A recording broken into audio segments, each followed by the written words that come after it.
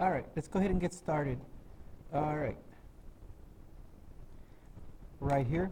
When two variables move in the same direction, they have a positive relationship.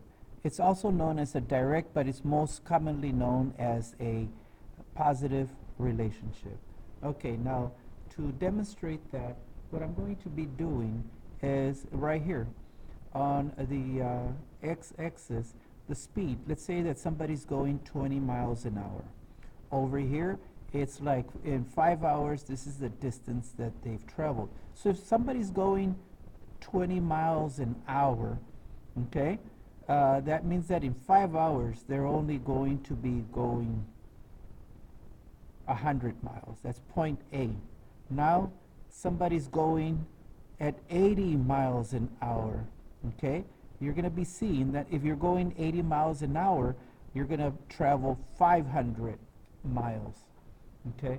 So what we'll do is we'll call this one point B, and we'll connect these, okay? And if you notice, this is a positive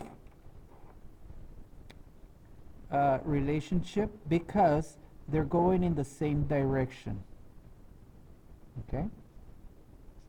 And so this would be labeled a positive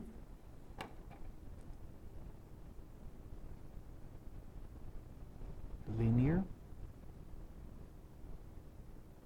relationship. Now let's look at another positive. This one is going to be a little different because we're going to be seeing that if it curves like this, okay, this is also a positive, okay? It's going like this, only this one, you're going to be seeing that it's the positive becomes steeper, okay, because it's going up still. Now let's look at another one over here. This one, study times. If you study, the more hours you spend studying, the more problems, math problems you can get done. So if that one curves like this, okay, the positive, the positive becomes less steep, okay?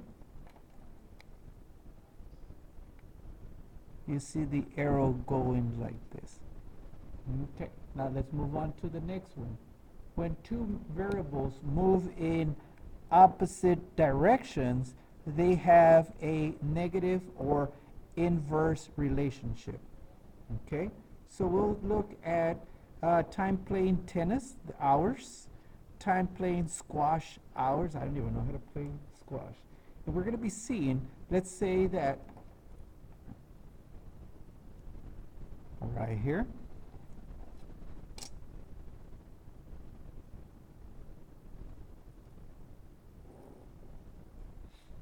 okay, this one goes in this direction. So this one is said to be having a negative linear relationship.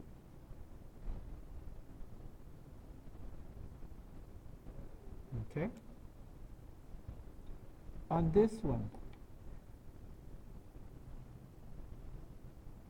if it curves like this and it goes like this, this is said to have a negative becoming less steep. Okay. On the other hand, let's look at this one.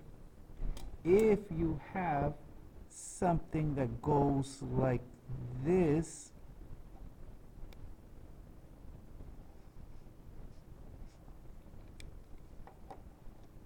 the negative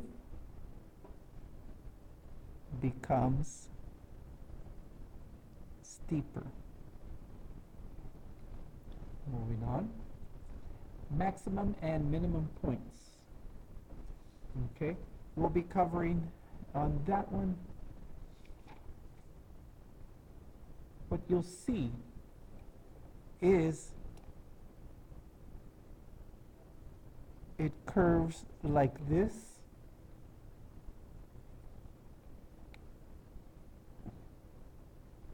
The yield in this case, over here we have rainfall. As you get more rainfall, you get more yieldage, meaning more bushels per acre. And if it's going like this, the yield is rising.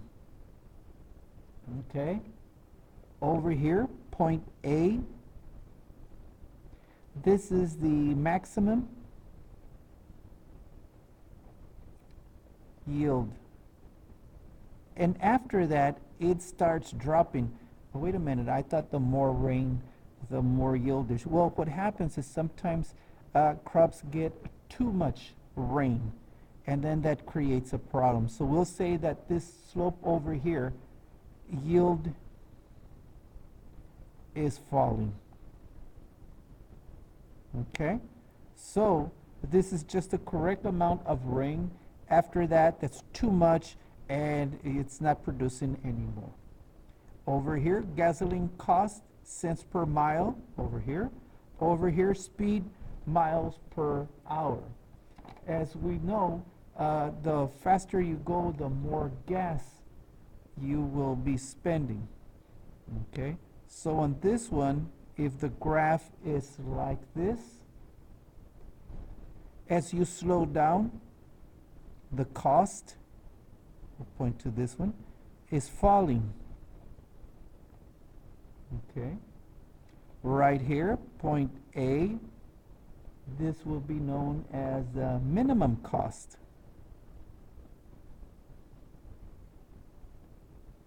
And as you go faster, you spend more money. So right here, we'll say that the cost